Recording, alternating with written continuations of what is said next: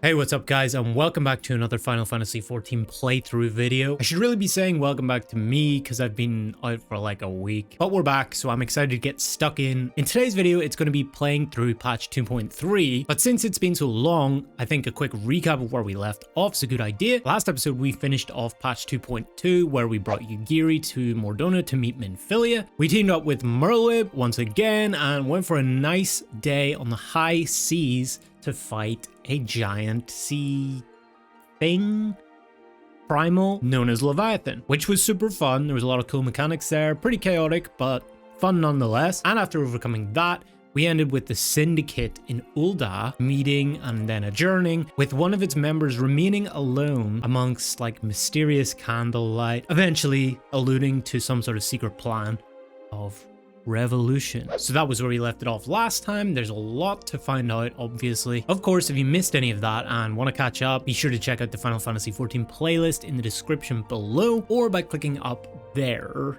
And also, if you're new here, don't forget to hit the subscribe button and turn on notifications so you don't miss any new uploads. I'd appreciate it a lot. But yeah, let's get into it. Okay, so I also feel like I should mention I got the bow. How cool is that?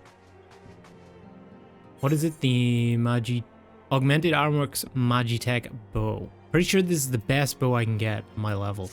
Until like 60 or something. So that's cool. Our friends, the very isle itself, everyone and everything.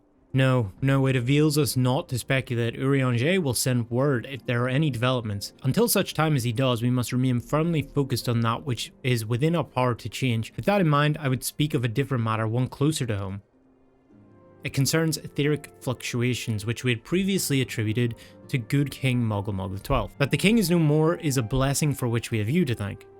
Yet all is not well in the Twelveswood. Our latest readings reveal an ongoing etheric disturbance of considerable magnitude. They may even suggest the presence of a primal. Needless to say, the mere possibility warrants immediate investigation, and I would have you... Ascilia, I do not wish to interrupt, but we have a problem. Okay. When do we not? What manner of problem? A band of refugees healing from Ul'Dah this time are come to Revenant's Toll seeking asylum.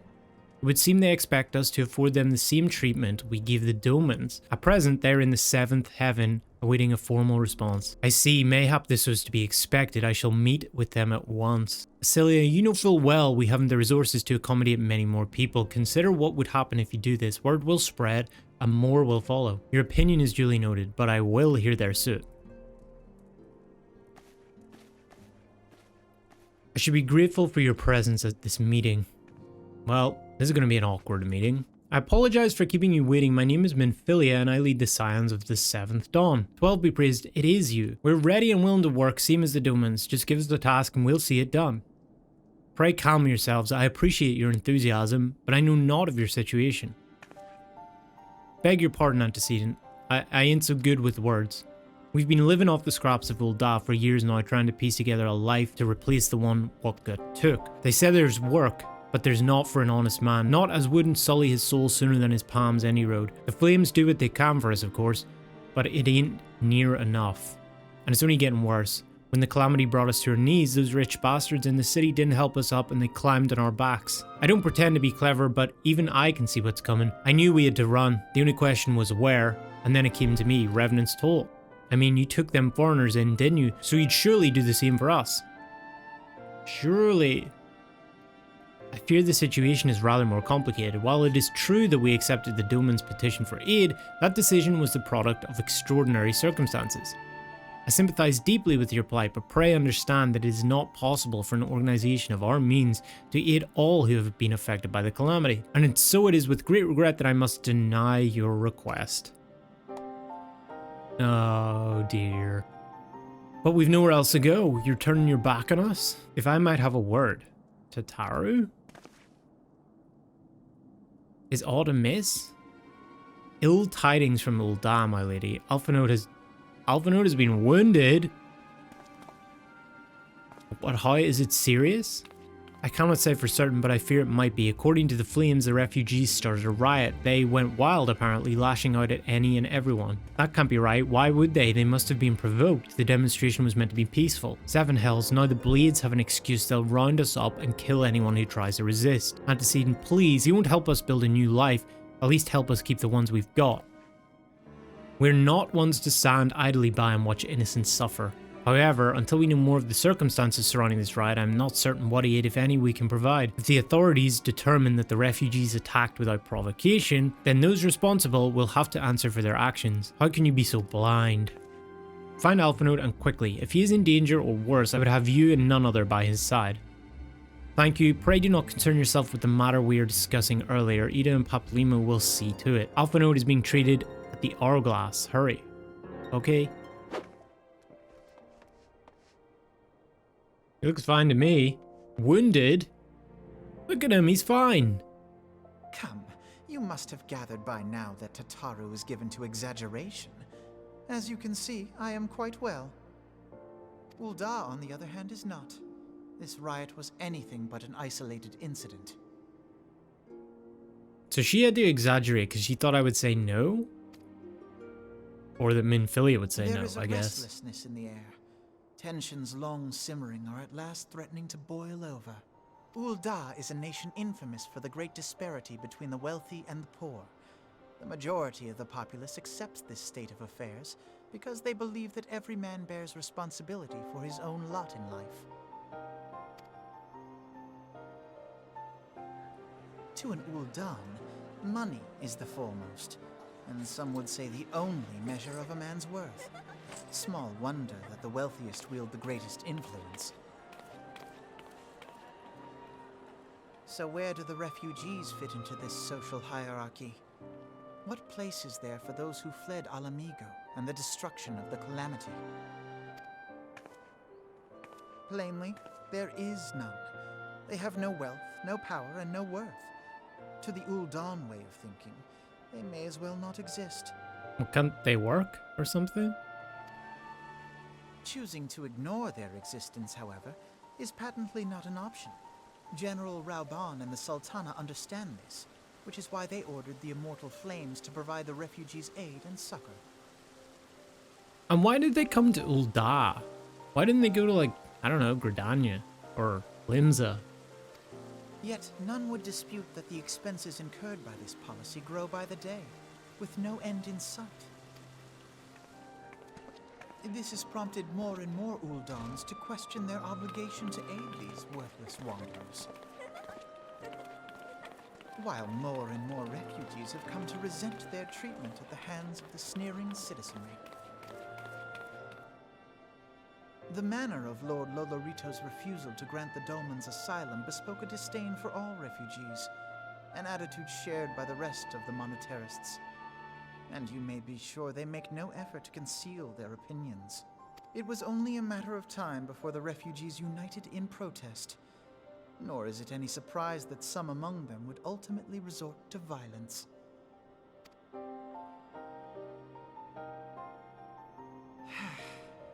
That the Immortal Flames should choose this of all occasions to engage in joint training exercises with the other Grant companies. By the time they return, the situation may well have deteriorated beyond mending. Unless... As I told you before, it was all but inevitable that an incident of this kind would eventually occur given the rising tensions within the Sultanate. Nevertheless, I have reason to believe that this particular riot may not have begun spontaneously. Have I piqued your curiosity? Good. Then you will accompany me to the Hall of Flames. I would hear what General Raubahn has to say upon the matter. Now is not a good time. My hands are full dealing with the refugees. Precisely the matter we wish to discuss, General.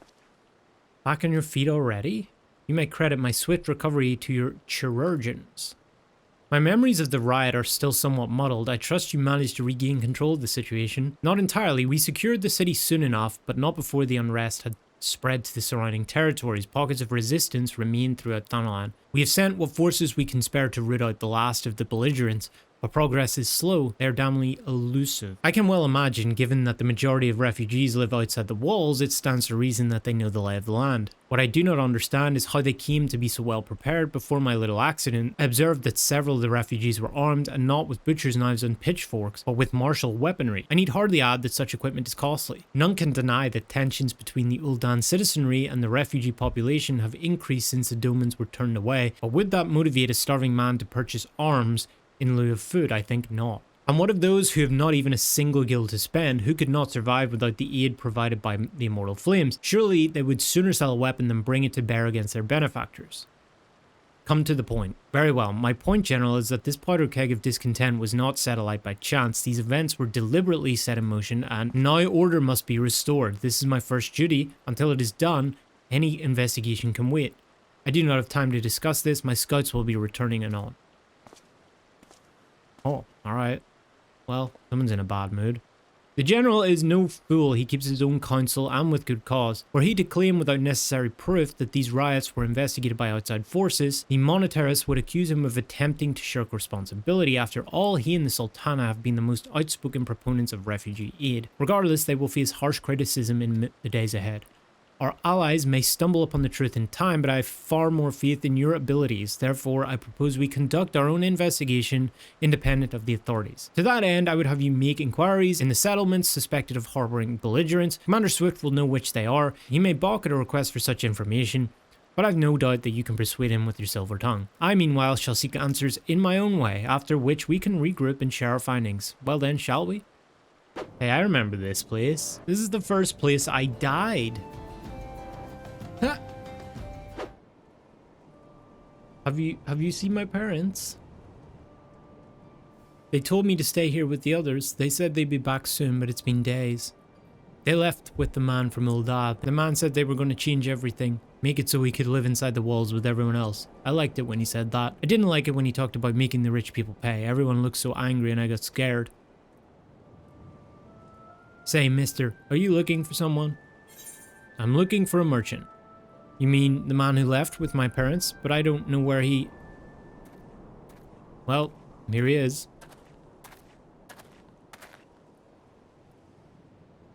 Wait, look over there. I think that's him. Good timing.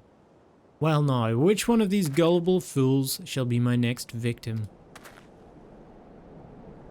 Me! Pick me! You! Yeah, you better run. He's getting away. Go get him, mister. This is your hiding spot. Why are you pursuing me? Why did you run, if you don't know? Sedition, treason, revolution, that's preposterous. Who has filled your head with these lies? Refugees? The self-same refugees who terrorize the streets of Ul'Dah? Ha! You have no evidence to prove your accusations. None. No, I will not accompany you to the Hall of Flames. You have no right to detain me. For the sake of an argument, let's say I did do the things you claim. Surely you don't think I gave a kicker's arse about politics. It was business, only business. Yeah, that won't work with me. You're all alone. It's me versus you.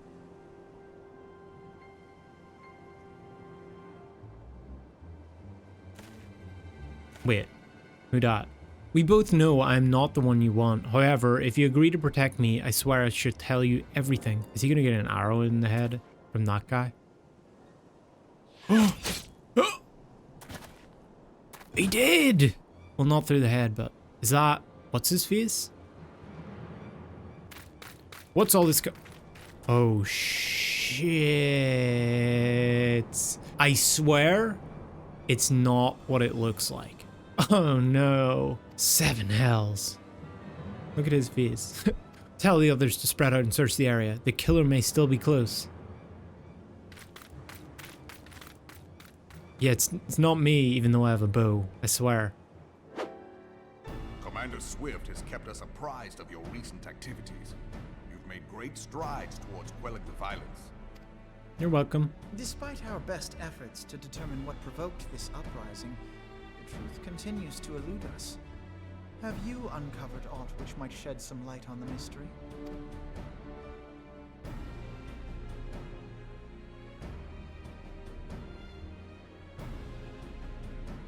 This this information does not leave this room. Duh. The Syndicate's decision to reject the Doman refugees' appeal for asylum had lasting repercussions.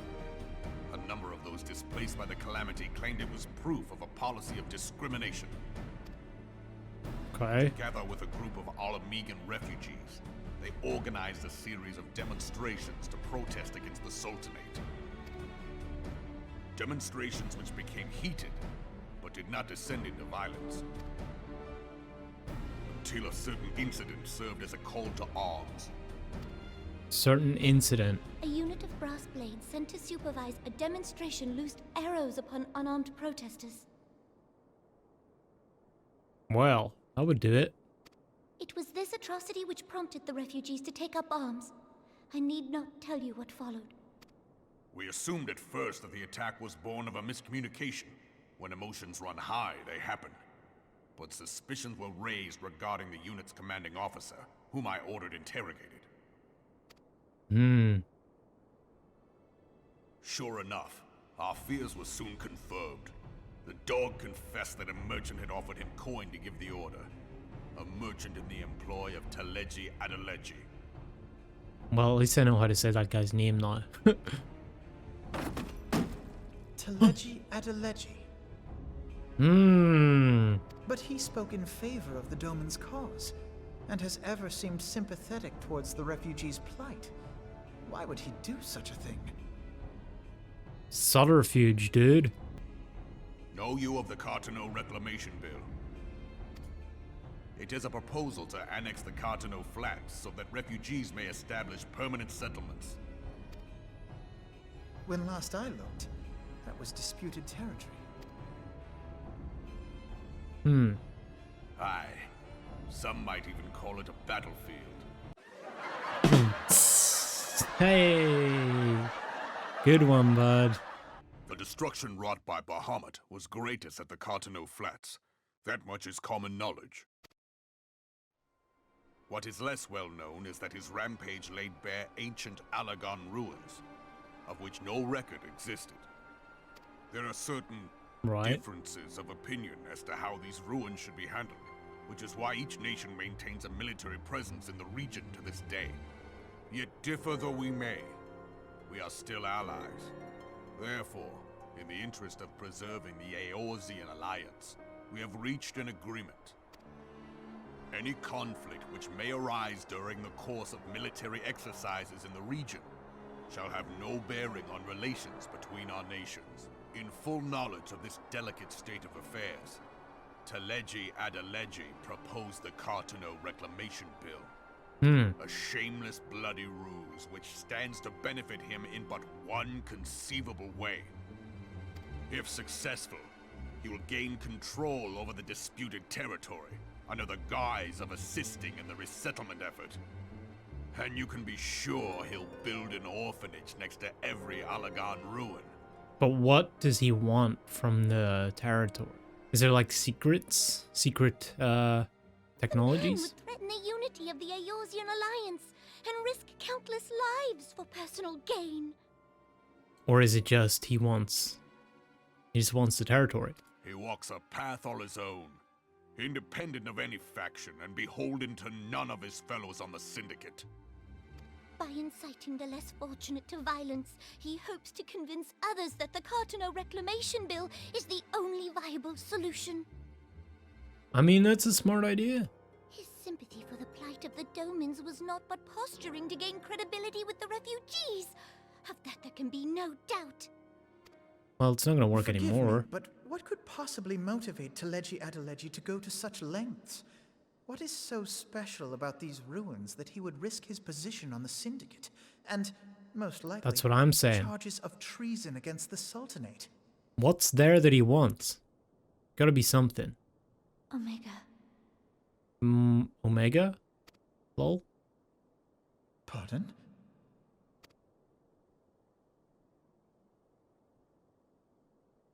An Alagon monstrosity, not unlike the Ultima weapon. Mayhap larger, we know not. It has yet to be fully excavated. Alagon inscriptions indicate that it was created to fell Bahamut himself. Okay, so it's pretty powerful. If accurate, it might explain why Nail Van Darnus chose to bring the Red Moon down upon the Cotonou Flats, given the ends he went to ensure Eorzea's annihilation. Destroying the one weapon which could stay the Elder Primal may well have seemed like good sense. When first I bore witness to the power of the Ultima weapon, I doubted the evidence of my senses. And now you tell me there is another such weapon, one which could contend with Bahamut. Bahamut! This just keeps happening. We're kind of screwed. It's like this perpetual cycle of Primal, Ultima Weapon, Primal, Ultima Weapon. Aye, we were skeptical ourselves. Truth be told, until the Ultima Weapon's existence came to light, we thought the inscription had been mistranslated. At present, Omega is more akin to a fossil than a tool of war, having long since ceased to function. As such, its true potential cannot accurately be gauged. However, if someone were to restore it, as the Garleans did the Ultima Weapon, I have little doubt that he would wield untold power. Okay, so Power he's enough to subjugate Ul'Dah like as not, and the rest of Eorzea besides, which is doubtless why Teleji Adeleji yearns to have it. well, we gotta find it then. That he should aspire to world domination. He who has ever walked 2 paces behind Lord Lolorito in matters of commerce. 'Tis in acknowledgement of his own limitations that he seeks this power. Woe betide us all should we allow him to have it. Oh, Pray waste no time chasing rats. Only a fool would believe that secrets can be kept in Ul'Dah. It would seem the implications of the Sultanate's refugee problem are rather more far-reaching than we assumed.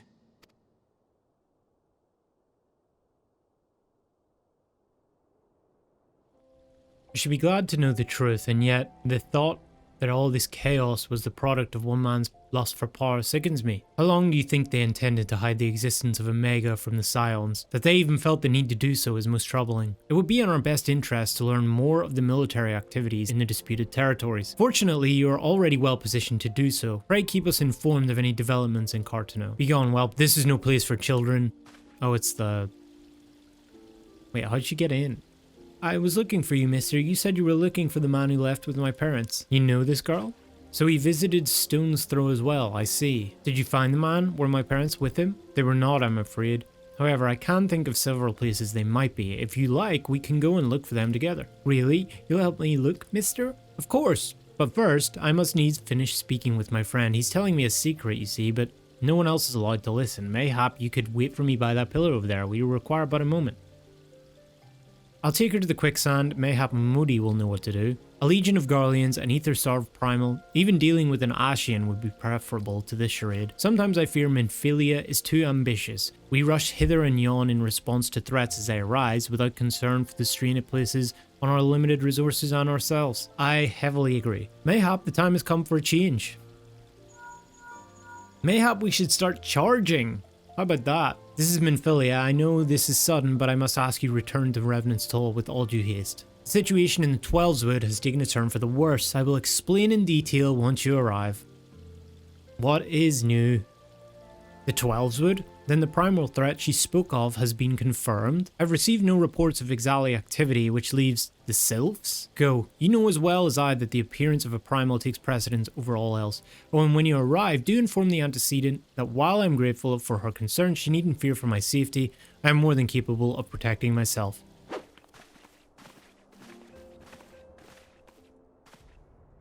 Thank you for responding to my call with such haste.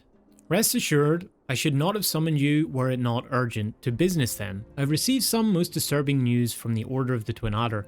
They have reason to believe that the Sylphs may have called forth their revered guardian, the Primal Ramuh.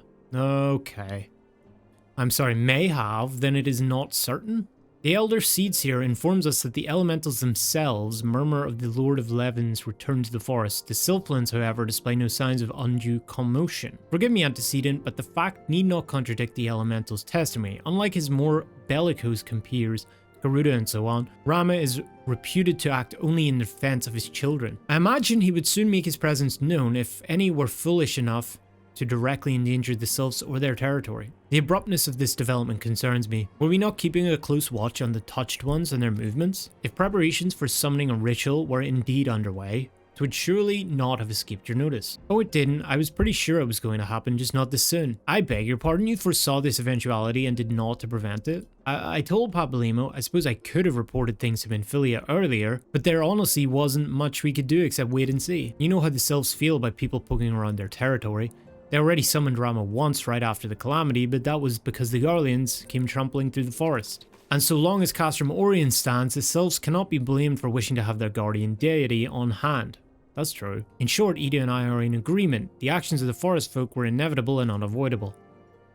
And I maintain that observation would have remained the best policy had it not been for the sudden influx of strangers into the Black Shroud. That, alas, we did not foresee. By all accounts, the recent violence in Ul'Dah drove a number of refugees to seek safety under the concealing canopy of the trees. So they did go. 'Tis like that the Sylphs perceived this panic migration as yet another invasion and quickened their efforts to summon their god. I am put in mind of Titan and the kobolds. Once again, it is the affairs of men which have paved the way for the Primal's coming. Very true. Indeed, one cannot help but wonder what manner of place Eorzea would be without the civilizing influence of mankind. Be that as it may, this regrettable development does afford us a unique opportunity. Through your dealings with the Sylphs of Little Solace, you once succeeded in preventing an untimely conflict with Gridania. I wonder, might one who's treated with the Sylphs so fruitfully in the past not achieve similar success with their patron deity? If Ramuh can be convinced of our intentions, it may be the first step to breaking the cycle of primal summoning.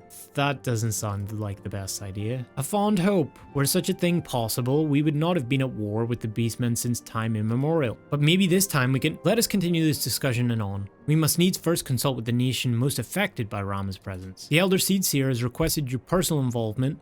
Pray report to the Commander Ul'Dah of the Adder's Nest as soon as you're able to. Steel yourself for the worst. While I hope for a peaceful resolution to this matter, experience suggests that your meeting with the Lord of Levin will prove less than amicable. In such an event, your fellow Scions will of course lend you whatever support you require.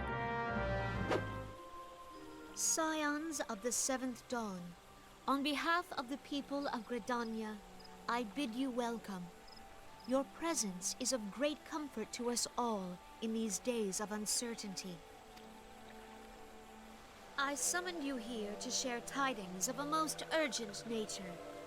But a short while ago, the great elemental spoke, and his voice was clarion in its intensity. Ramuh is returned unto the forest. Ramuh, not Ramuh. Scarce had his words ceased to echo in mine ears when we were visited by an emissary from Little Solace.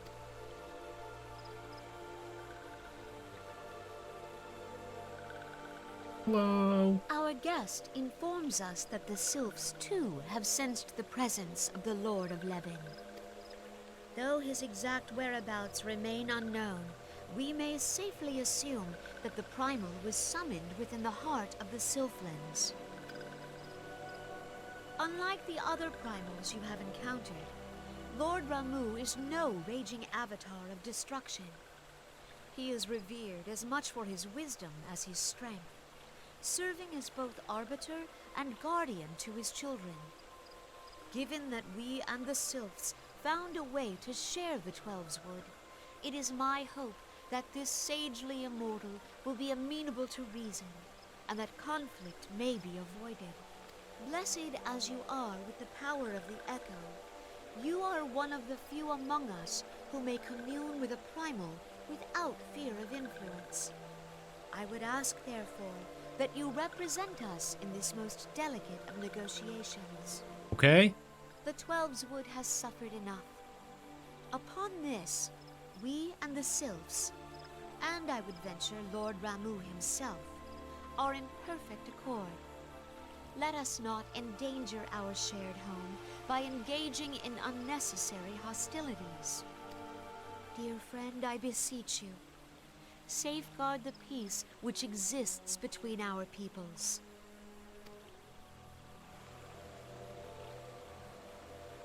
Predictable. Yay. You have my thanks. I haven't done it yet, so chill out. I could die. And then you'd be screwed. Solace, then. A member of the Order of the Twin Adder awaits you there. He will advise you on how to find the Lord of Levin. Copy that. An ill wind blows through the forest. Yet, it is not only the Twelves Wood that flinches at its coming. All the lands of Eorzea shiver in dread anticipation. Have care. There's something very soothing about her. I was told that a messenger would be sent as soon as your fellow Scions finish their investigation. I do not imagine it will be not much longer. This one returns, and returns with good tidings. Wise ones have finished searching and have wisely identified the precise location where the touched ones summoned Lord Ramuh. Your timing is impeccable, my fluttery friend. Might you be so kind as to escort this good man to his fellow Scions? It would be this one's pleasure, Walking One. Please come with this one. So it's actually you. I'm relieved. For a moment I thought we were dealing with another one of those confounded sylph tricksters. Haha. I swear, with them wreaking havoc with their skin-changing magics, it's a wonder I was able to finish taking any measurements. Yes, it was quite the ordeal. You should have seen the look on U'Dah's face when the one impersonating you suddenly showed up. Wait, what? That's quite enough, Papalimo. My apologies. It's not like me to ramble, so. At any rate, as I was saying, I've finished measuring etheric activity in the area, and I'm pleased to say that I've reached an indisputable conclusion, to wit, that Ramuh was called forth in the vicinity of the Sylph's Aetheryte. The Lord of Levin awaits.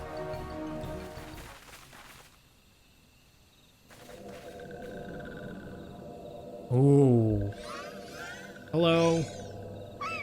Touched ones.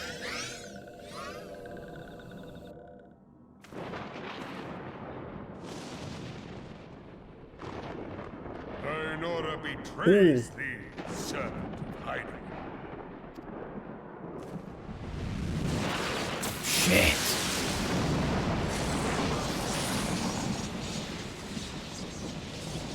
Wow. It's Zeus with a long beard.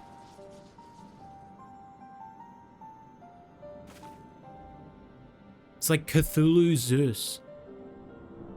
Thou art the bringer of light, bane of Ifrit, Titan, Garuda, and Leviathan.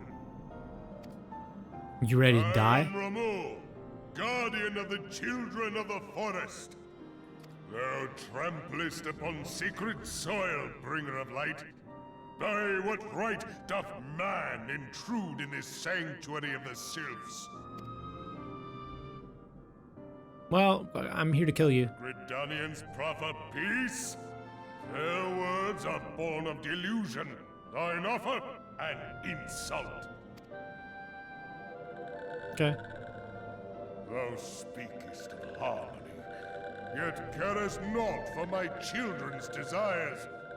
They did but wish to dwell beneath these boughs in solitude. Yet even that was too much to ask of man. Thus did they turn to me for succor. The sentence I pronounce upon thy kind is just.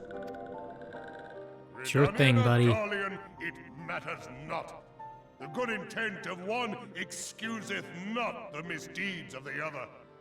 So I'm trying to figure out whether his beard is his body. Is it like that meme? You know the meme with the brain that the brain and he sits on the chair made of his brain? Is it like that? Is his body just pure fluff ball? Those are the questions I'm more concerned about. Thy conflict hath brought naught but anguish and misery unto the forest. All blame doth lie with the darkness that resideth in the breast of man. Whence sprung this calamitous seed? In the beginning no such duality existed.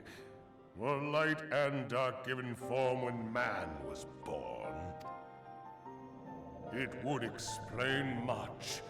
Not least why strife and sorrow follow ever in thy wake. Thou canst not deny the urgings of thine own nature. Knowing that thy mere presence here portendeth tragedy, wilt thou persist in this pretense of peacemaking? Oh. Thou bearest the crystal which I bestowed upon my wayward charges. that they should entrust so precious a gift to thee. Thou standest apart from thy kin. Thou art the bringer of light, aye. But there is something more in thee. So now you trust me? Very well. I shall consider thy proposal.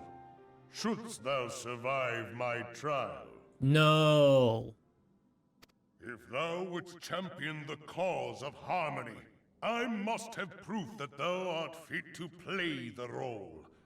Wither mine ire, and prove to me thereby that thou hast strength enough to stay the darkness which threateneth to consume thee.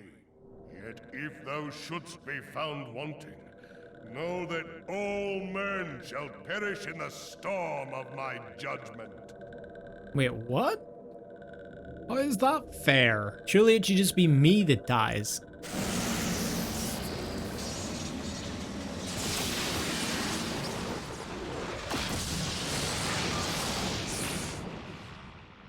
I didn't say whether I agreed or not. Me, bringer of light, I shall await thee on the field of battle. Okay then. Urianger, it is rare indeed to find you so far from a tome.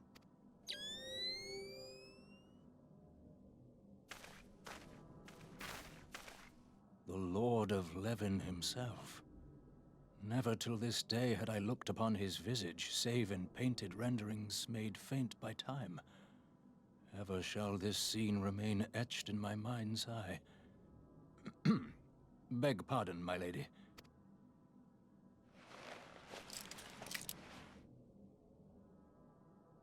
I must beg thine aid on a point of research.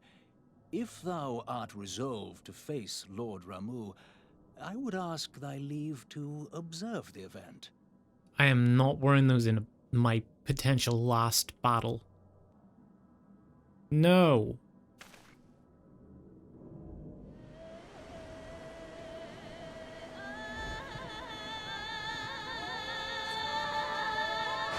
Oh, it's nice music.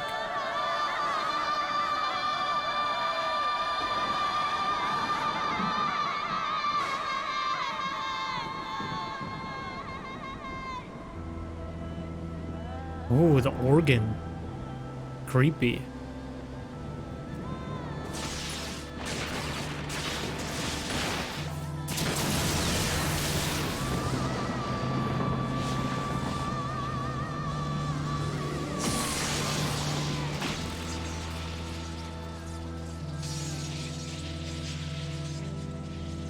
There he is.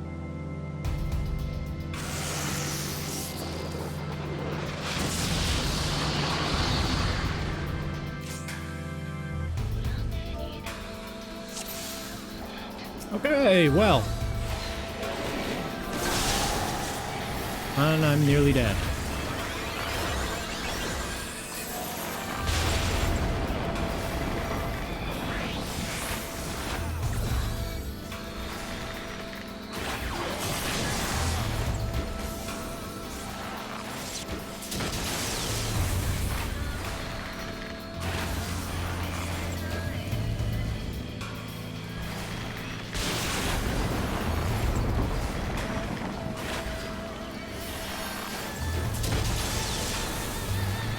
Okay, so I have no idea about the mechanics. What the little orb things are.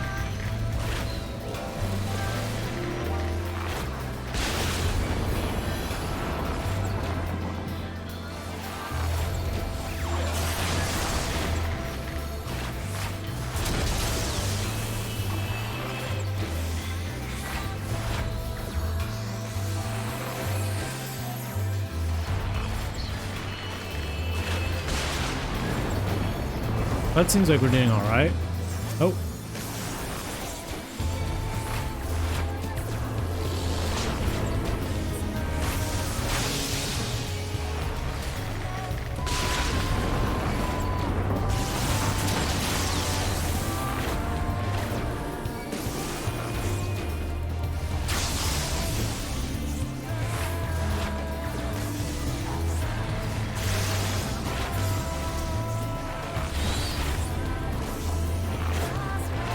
Okay. There's another one.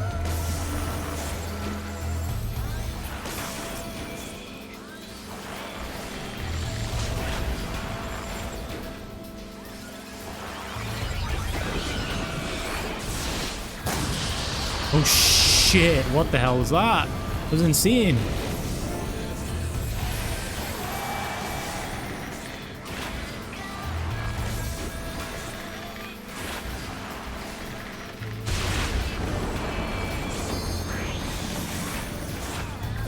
Hey, the limit breaks up.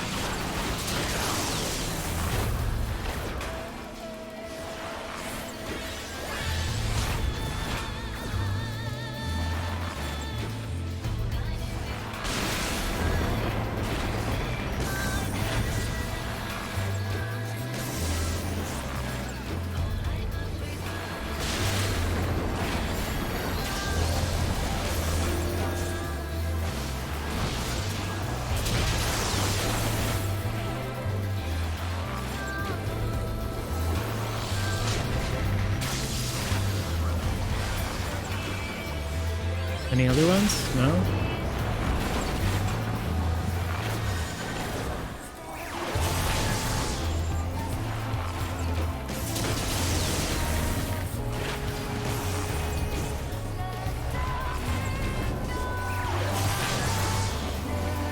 Alright.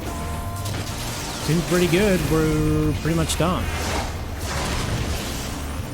We're done. That was easy.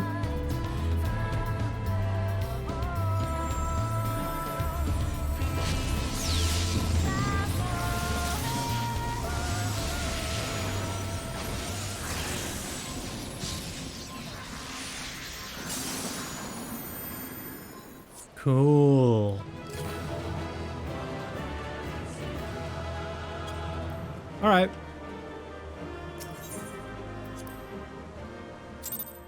I have taken thy measure, bringer of light. Am I good? Or does the whole world die now? And I judge thee a worthy champion. Good. The task of excising the sin that hath taken root in man's heart is thine. Shrink not from employing thy strength in service to the forest and the wider realm beyond.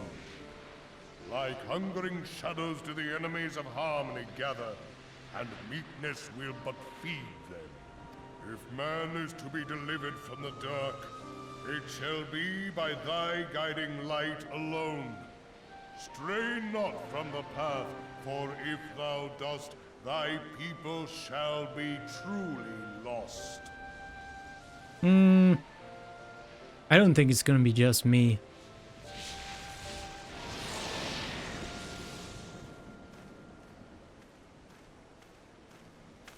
Oh yeah, the Thou hast Googles. slain the Lord of Levin. A regrettable act, but a necessary one. Well, not really. He's not dead. In witnessing thy struggle, a truth hath been revealed unto me. If I mistake not, it may yet prove a chink in the eternal armor of the Ascians. Okay, But let interesting. us conclude our present business. I shall expound upon my findings at the Rising Stones anon. Why can't you just tell me here? It's pretty here. We didn't get to do Ramuh in the actual A Realm Reborn, so that's cool that they still put it in this second part. You are returned to us, dear friend, and none the worse for bearing the heavy burden which I did press upon you. Most glad am I of this. I am informed that your efforts to negotiate a peace with Lord Ramuh ended in conflict. Pray tell me, what befell? Yep. Ramuh made trial of you? I fear there is truth to his claim. It is the darkness within us that attracts the darkness without. What?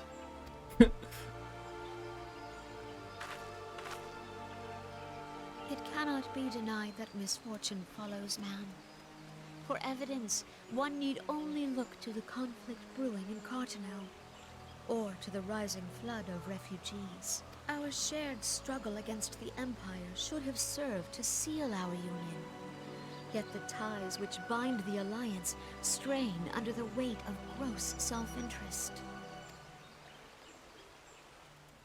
As the scars of the calamity begin to fade, so too does our sense of common purpose. Yet now is scarce the time to forget our shared responsibility. If this new-sprung realm is to survive beyond its infancy, it must needs be nurtured by all. Right. Eorzea must be as one. Yet I fear that dream is still far off. I don't think that's ever gonna happen. On behalf of the people of Gridania and the elementals both, I thank you for all that you and your fellow Scions have done. Full oft have I been compelled to look to you for aid of late, and offered all too little in return. True. As leader of this nation, I shall endeavor to prove a more worthy ally to your cause henceforth. Nice. Lord Ramuh has departed, yet the keening of this ill wind grows no less insistent. Voices of the forest, pray speak and I shall listen.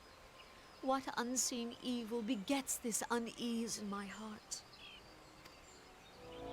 Thus ends another daunting mission, eh? I'd hoped Lord Ramuh could be persuaded with words alone, but nonetheless, I can only admire the adroitness with which you responded to the Primal's sudden challenge. And it seems that Urianger too was pleased with the outcome. What say you? Shall we gather back at the Rising Stones and ponder the lessons of the day? I guess so.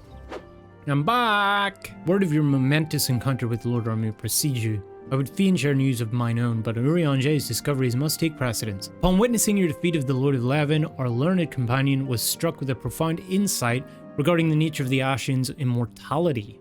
Let us assemble and discuss his observations together. Alright. If everyone is ready, let us begin. Let's go. Urianger, the floor is yours. As all here assembled now know, in its final hours as our Order's headquarters, the waking sands did play host to a most unexpected visitor. I speak of the Ascian clad in white, Elidibus. Right. Unwelcome though his presence was, his words that day did serve to confirm a truth long suspected, that the Ascians are eternal beings, to whom physical destruction is as a temporary inconvenience. In the intervening time, Urianger and I have striven to discover a means by which the Ascians might more permanently be slain. Nice. Good job. 'Tis my belief that we have found the thread that will allow us to unravel the twisted skein of their existence. Well, tell us. In the moments prior to Leviathan's most recent manifestation, the Sahagin elder who summoned him was observed to undergo some manner of ascension. Right. The etheric readings taken by Y'shtola at the time of this transfiguration have proven most enlightening. The disruption to the flow of ether was sudden and dramatic. So tangible was the agitation, I scarce had need of my goggles. The significance of Y'shtola's readings might better be understood in the context of mine own, taken at the instant of the Lord of Levin's demise. Unlike the Primal, the Sahagin was not subject to etheric dissipation. Why not? Before discussing our new discoveries, it may benefit us all to recall what we know of etheric behavior. Okay. Etheric Behavior Class 101. Begin. Am I going to get a pop quiz? Oh my god, I am. Let us begin at what some might call the end. When we who dwell in the material realm die, our spirits dissolve into the flow of ether and are returned to the ethereal realm. In turn, the restless energy which suffuses that plane streams back into our world, giving rise to new life. Okay. 'Tis as the heavens did decree, the way of all mortal souls. Okay. Twixt this world and the next do the ethereal currents swirl, bearing the very essence of life. Thus doth the cycle of birth, death, and rebirth continue unabated. Right, okay, cool. So it's, what'd you call it? Like Ouroboros thing. the... What do you call that? Ugh. Primals behave somewhat differently. In order to manifest and then maintain a physical presence in this realm, they must consume vast quantities of ether, most often in the form of crystals. Though they may seem to live, their flesh is but ether given shape. Right. Thus, a defeated primal leaves behind no broken corpse. Rather, the essence of its form seeps back into the land whence it came, and the energy of its shattered spirit is called back to the ethereal realm. Okay. Cool. And there it waiteth, till next the prayers of the faithful do draw it forth from the sea of ether, to take their offering of crystals and make for itself a new body. So, we need to cut off the two realms. How the hell do we do that? Which brings us on to the third group, the so-called immortals. They exist in a manner all their own. Quite. Even as the Sahagin Elder fell to the Admiral's musket shot, I witnessed the release of an ethereal cloud, which immediately took possession of a nearby minion. Mm-hmm. A soul that dissipateth not upon the death of the flesh. The secret of life everlasting, and in the claws of a Sahagin no less.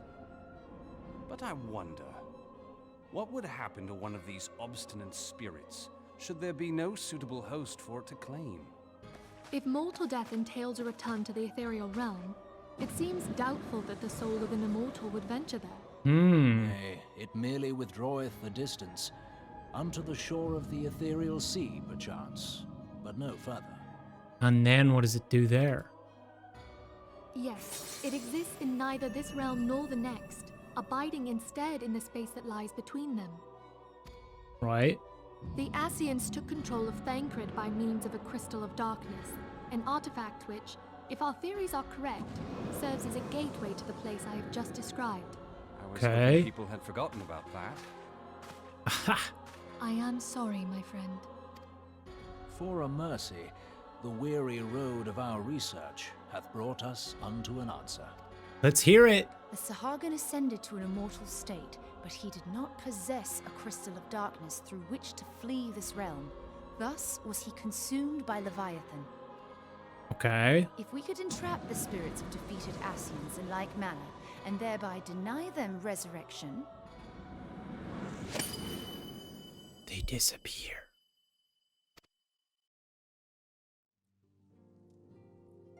Therein lieth the path to victory. Thou art most perceptive, my lady. Okay, well. That was an interesting presentation, guys. Only when we have trapped the bodiless soul within an ethereal prison can we hope to defeat its unnatural constancy. Thus might even an eternal paragon be consigned to oblivion. These feats are, of course, far easier said than done. At present, we lack a viable means to entrap and extinguish an Ascian soul. Yet, I believe it to be possible. The pieces of the puzzle lie before us. We have but to put them together. That's easier said than done.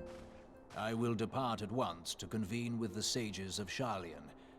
Together shall we divine the steps by which our goals may be achieved. I have the utmost faith in you, Archon. But Beg what else? pardon, antecedent, but I would raise one final matter. Even now, a Sharlayan survey party seeketh to ascertain the fate of the students of Baldessian. Their findings shall soon be known to us. Though you harbor feelings of dread, I bid you surrender not to sorrow, but abide instead in hopeful prayer. Thanks. I shall, Archon. Thank you. He uses too many words. What is this place? Oh my god, that's sick. Holy shit.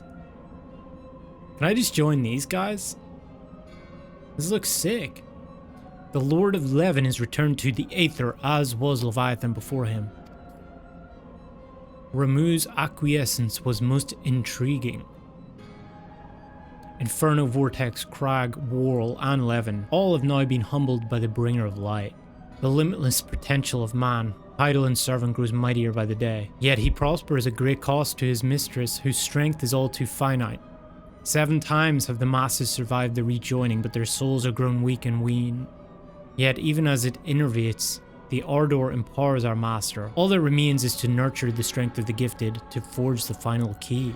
And that is the task to which we bend our every effort.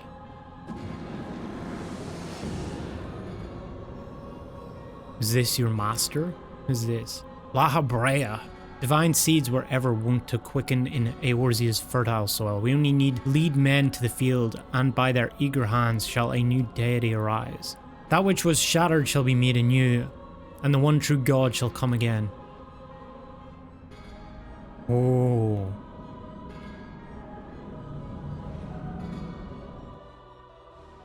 Wow. Oh, cool. Hey guys, thanks for watching. If you enjoyed this video, leave a like. It really helps with the algorithm. Don't forget to subscribe and turn on notifications so you don't miss a new upload. Also, follow me on Twitch if you haven't yet. All the links are in the description below. Come say hi, hang out during streams. I hope to see some of you guys over there. Anyway, peace.